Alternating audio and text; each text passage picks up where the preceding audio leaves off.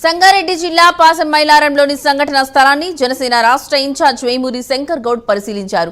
ప్రమాదంపై ఆరా తీశారు. ఆసుపత్రిలో చికిత్స పొందుతున్న బాధితులను పరామర్శించారు. క్షతగాత్రులకు అందుతున్న వైద్యంపై వివరాలు అడిగి తెలుసుకున్నారు.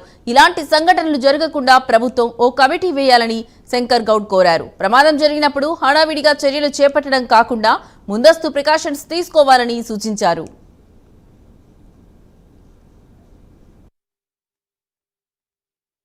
కలెక్టర్ గారికి నేను విజ్ఞప్తి చేయడం ఏమనగా అంటే ప్రతి కంపెనీలో మీరు సేఫ్టీ ప్రికాషన్స్ చూడండి. ఇప్పటికైనా గతంలో కూడా మేము చెప్పడం జరిగింది. సికింద్రాబాద్లో జరిగినప్పుడు చూస్తారు, వెళ్ళిపోతారు, కానీ అది కరెక్ట్ కాదు.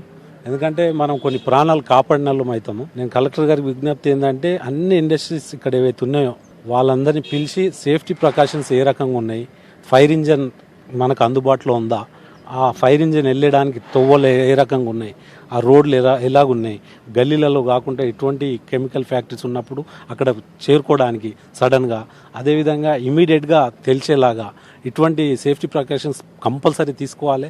ఎందుకంటే గత ప్రభుత్వంలో కూడా మేము చెప్పడం జరిగింది సికింద్రాబాద్లో జరిగినప్పుడు, కానీ ఎవరు కూడా పట్టించుకోరు. ఏదో జరిగినప్పుడు 2-3 రోజులు హడావుడి చేసి వదిలేస్తారు. అది కాదు.